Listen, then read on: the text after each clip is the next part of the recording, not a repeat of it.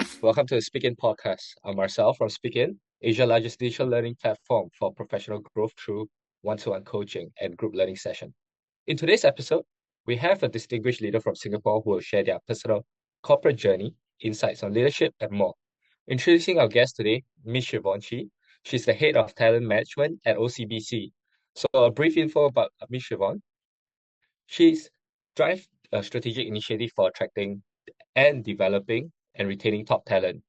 With robust human resource background, she has held senior roles at OCBC and other leading firms, focusing on talent acquisition, leadership development, and succession planning and employee engagement. Chevaun's proactive and inclusive leadership style is evident in her implementation of programs that nurture future leaders and promote continuous learning at OCBC. Her expertise in human resource dynamics and industry challenges has earned her recognition, enhancing OCBC competitiveness in financial service through a culture of excellence and ongoing employee development. I would like to welcome Ms. Chevaun to the SpeakIn podcast. Hi everyone, I'm Chevaun. Very nice to meet you. So I'll proceed on to the first question we have for today, Ms. Chevaun. So let's see. So what everyone would like to know itself is, just give me a while. Let me see back to again. Too much going on. Let me re-edit it later. There was question one. All right. So once again, Ms. Chevaun, I'd like to ask a very important question for our first question itself. What are some of the most important lessons you have learned in your career, and how do you continue to grow and evolve as a leader? I think there are many lessons that I have learned, I think, in my career, but some of the ones that I think stay with me for very long and continue to. I think the first one is be humble. Recognize that you are not the smartest and that there is always something that you can learn from others. And I think this is so true because it's leadership is really not about age, it's not about how long you have been working for, but I think that willingness to be humble, to say that I can always do better. So that's one of my key lessons that I have learned. Another one that I think I hold pretty dear to my heart is be kind. You really never know what's going on in other people's lives. So sometimes, we may think, oh, why is that person being so difficult and things like that. And I think more often, when you get to know the person or understand the circumstances that the person is in, I realize that, a lot of times it is perhaps just maybe different understanding, different expectations, but beneath that perhaps hard or prickly surface, there's always a very good human who is trying to do his or her job, right? So be kind, be open, and hear what they have to say. And I think maybe perhaps the third thing that I would really share is be curious. So, very often I think when, let's say, we have reached a certain age, people will say that, oh, I'm too old to be learning new things. But I don't think so. I think, if you're constantly curious, there are always new things to learn, which means that you also need to be curious about things, curious about people. And that's what keeps, I think, a leader, being on top of his or her game. I completely agree on the empathy portion as well as the continuous learning. It's really important as a leader in order to lead well to conform to those. So thank you for sharing that. So I'll proceed on to our second question, which we would like to know is, how do you see the role of human resource itself, or HR, evolving in the next 5 years, especially in the context of technological advancement and remote work? Right. This is a very interesting question because I think as we are speaking, HR is evolving. I do think that actually the whole COVID period has caused HR to evolve quite a lot. And I think the question is whether we will revert back to some of the old practices that people hold true, because at the end of the day, I think HR does support the business, right? And we want to enable the business. So, for example, when you speak about remote work, I do hear a lot of business leaders saying that, actually, we would really prefer our people to come back 100% into the office rather than, having remote work in that sense. So, the question that we have, of course, is then, is that possible? I think, of course, it is possible because that was what we were doing before COVID, for example. But if you hear the voices from the ground, which is what is it that the employees want, and the employees are saying that, I want more work-life integration, I want better flexibility, I want to be able to perhaps, for example, pick my kids up from school and then come back, have lunch with them, and then continue to work. So I think there is a very strong need for flexibility, right? And if COVID has taught us anything, I think it's the fact that time with the family and your loved ones is critical and important. So how do we allow for that?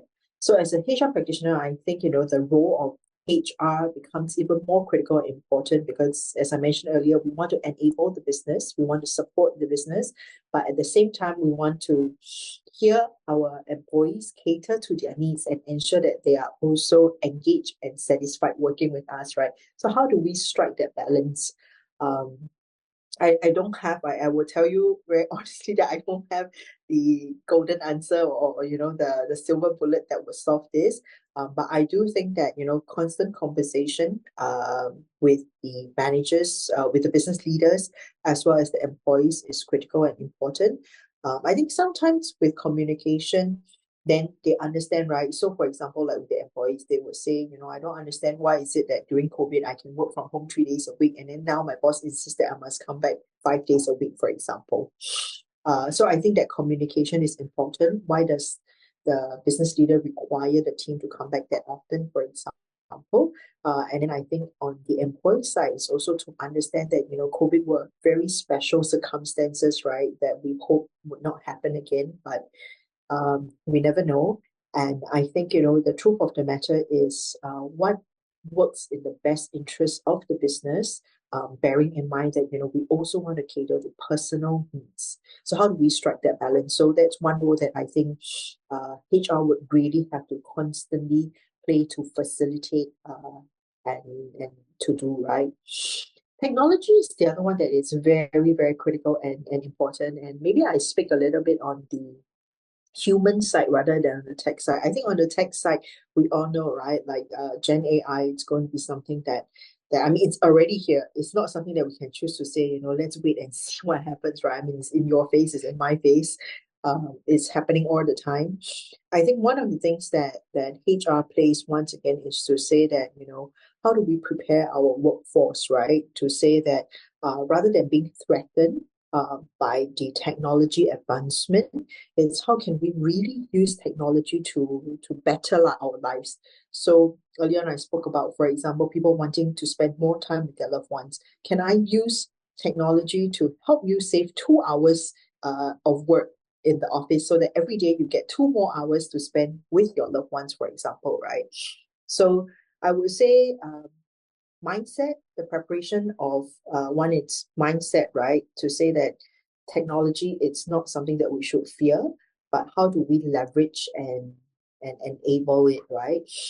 Then two, of course, on the skill set part is really to say, then how do we help these employees embrace the technology and, like I said, leverage it such that it works in your favor.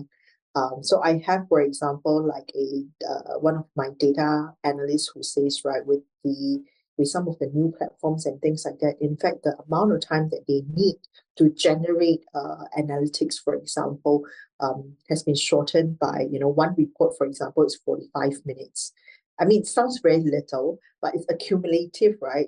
So that really means that at the end of the day, I could really have, perhaps a whole month more of time to do other things that are more meaningful or spend it with my loved ones. Thank you, Mrs. Chevaun, for this wonderful insight itself, especially on the use of tech and how it affects the HR side of things in the financial service.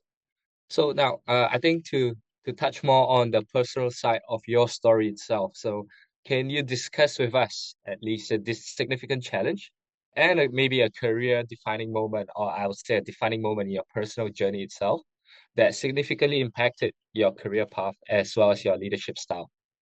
Mm. Um, I find it hard to have one defining moment. Perhaps I think I would share a pretty memorable, I think, challenge that taught me quite a few things.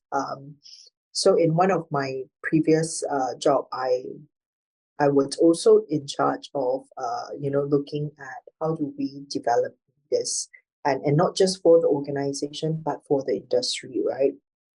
Um, and I felt very, very strongly that we needed something that goes beyond academic rigor. That's not to say that academic rigor is not important, right? We do need certain academic rigor, but I think one of the things was beyond being book smart. How do we really help these leaders become a little bit more humane, and really connect back to why were they doing this, right? Connect them back to their purpose and things like that. So at that time, I think I had a very senior, very, very senior leader who felt very, very strongly that we needed to go with an academic institution because of the reputation.